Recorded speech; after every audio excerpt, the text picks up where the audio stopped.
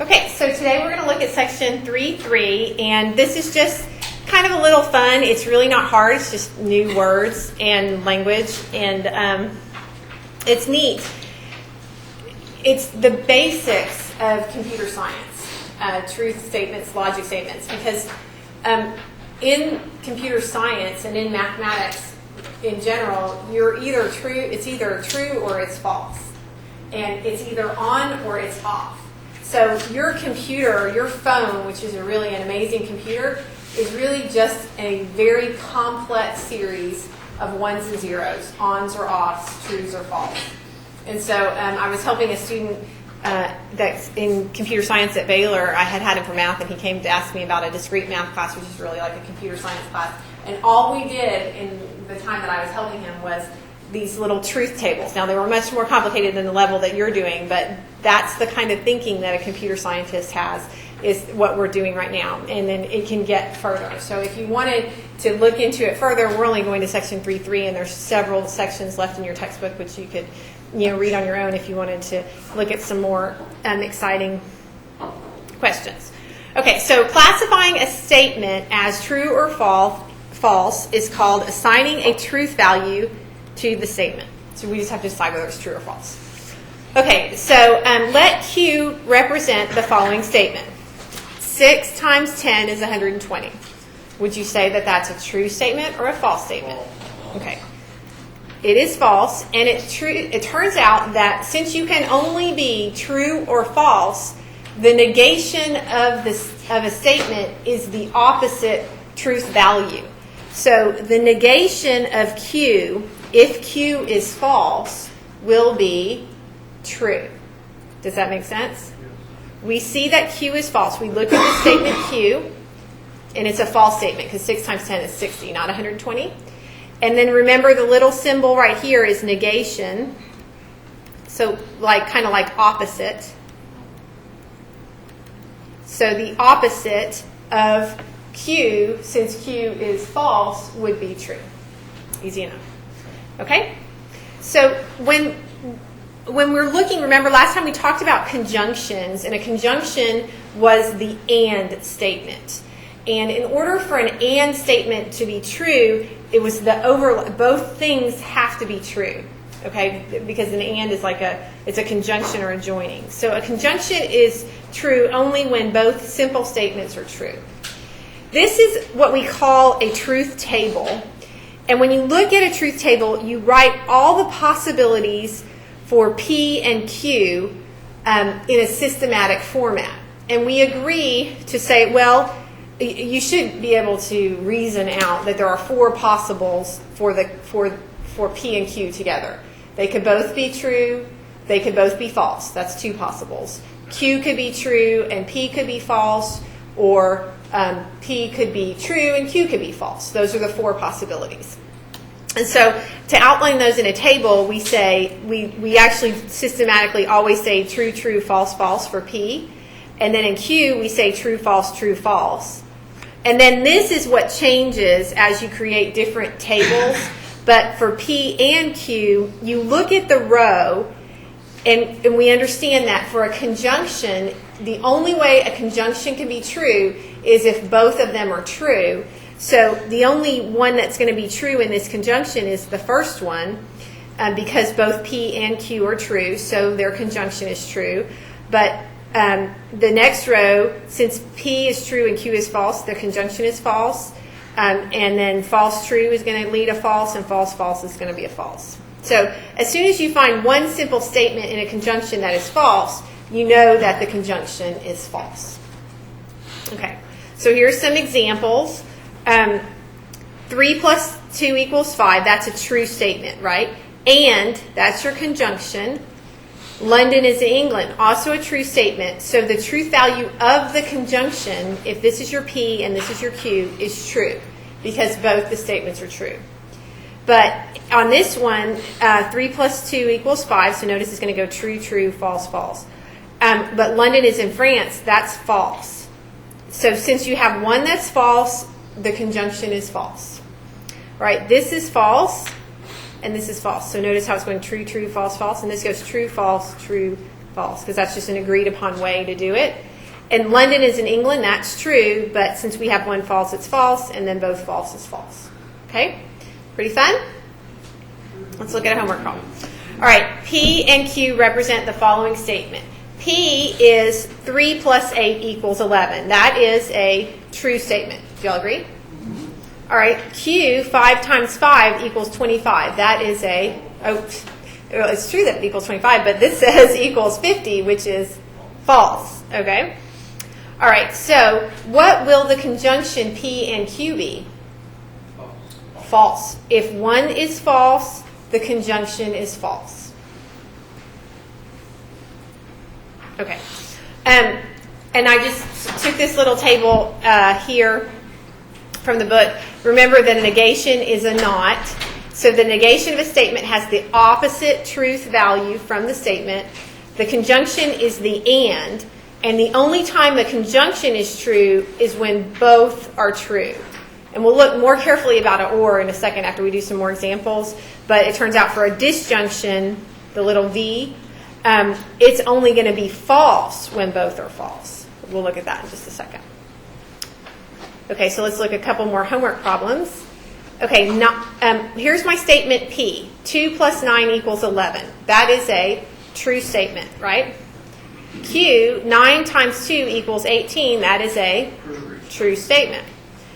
All right, determine the truth value for not P and Q. All right, well, that means we need to figure out what not P is.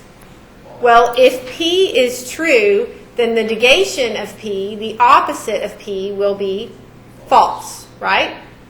So not P and Q is going to be false because one of those is false. You've got a false and a true.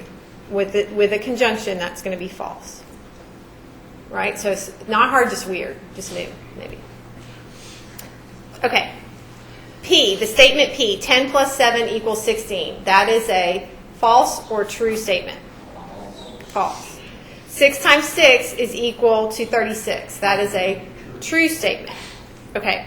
What about not P and not Q? Well, let's look and see what's not P. Well, not P is the opposite of P, so it's going to be true.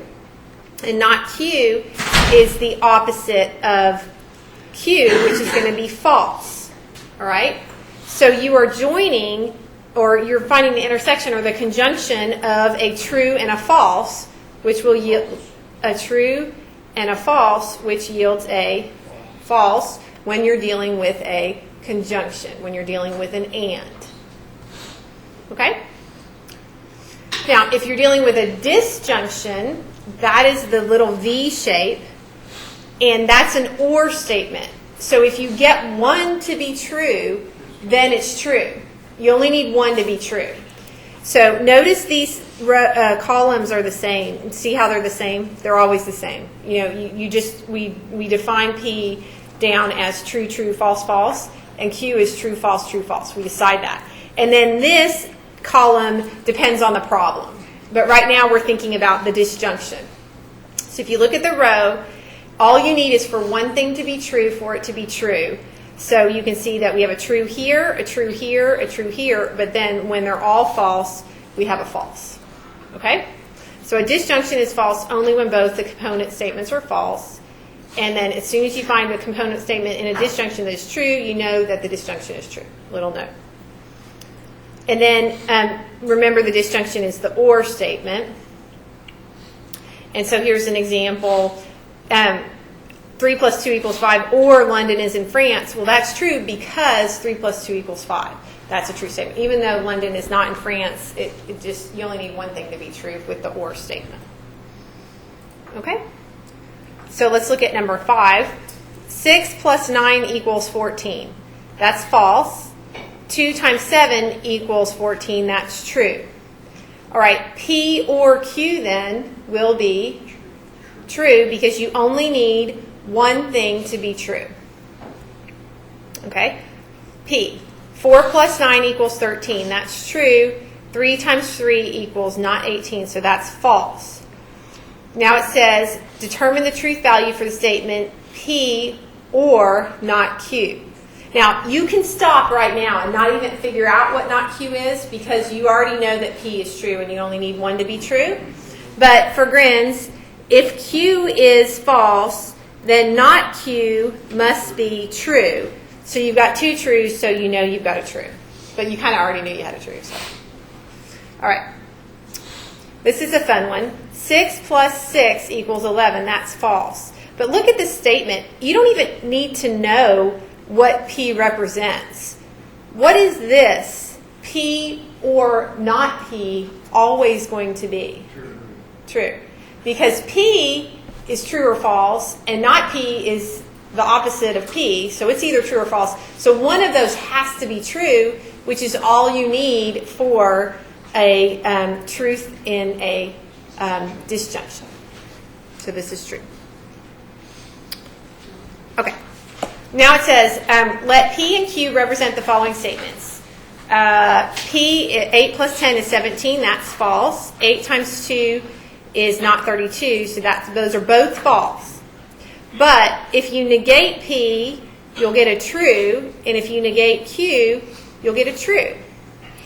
So the truth value statement for not P or not Q is clearly true.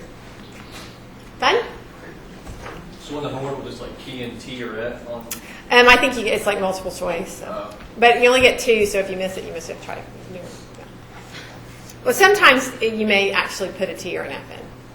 It just depends on the problem. Okay, now truth tables are kind of fun little things that you construct. I'm not going to read this all to you. I just copied it out of the books for you guys to have as a reference.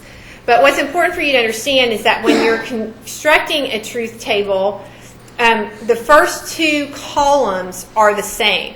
You always have the P and the Q, and you always put the possibilities for P, true, true, false, false, and the possibilities for Q, true, false, in that order.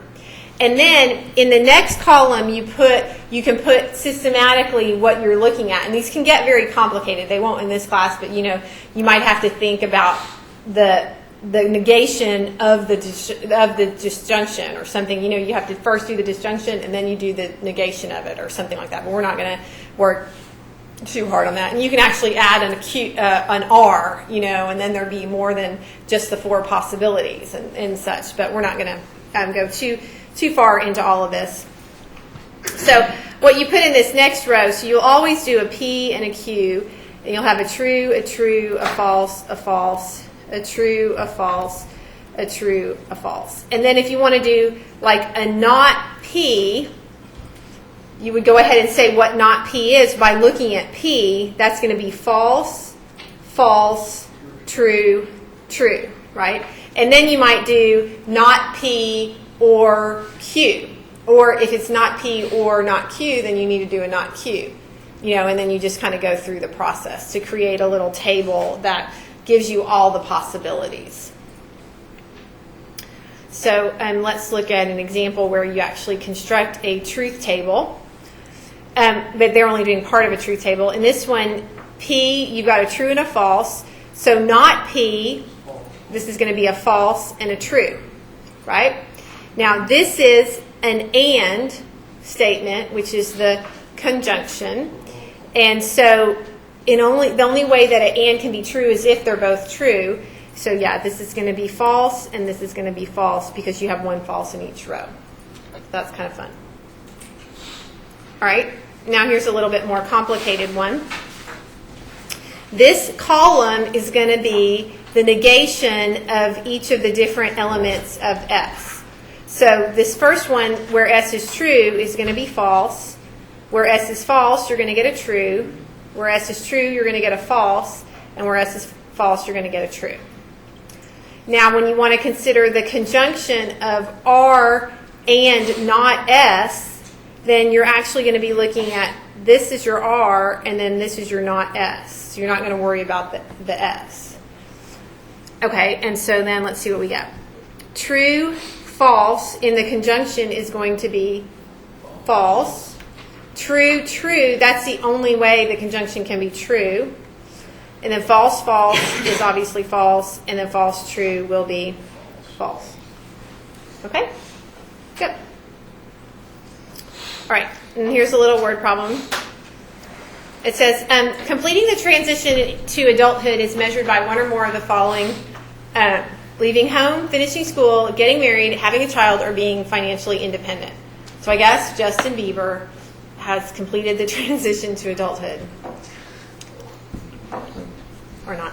Okay, the bar graph shows the percentage of Americans aged 20 and 30 who had completed the transition to adulthood in 1960 and then in 2000. Write the following statement in symbolic form, then use the information in the graph to determine the truth value of the compound statement. Okay, so what they're doing here is, we worry about this, it is not true in a minute, but this 30% of 20-year-old women, that's going to be your P for 1960. And then 74% of 30-year-old women, that's going to be your Q. And this is a which symbol? That's the and, right? Yeah, it's the A. Yeah, and so that's actually a conjunction, right? All right. Now, since it says it is not true, then they want the negation of this.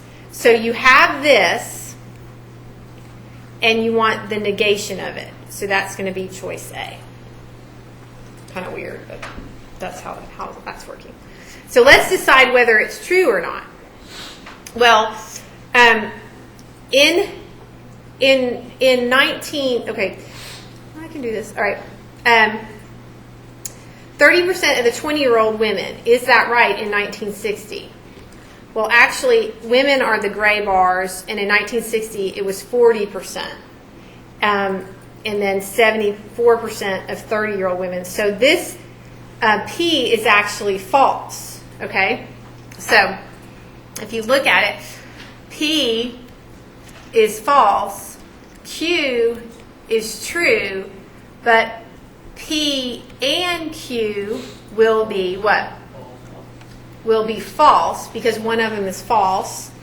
And the negation of P and Q is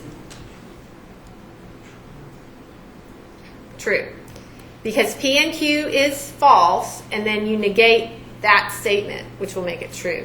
So this is true. And you should have probably already argued yourself that it was not true, because it wasn't 30% of 20-year-olds, it was 40%, right? So you should have understood that it was, in fact, true. Okay? All right, so that gets you through section 3.3.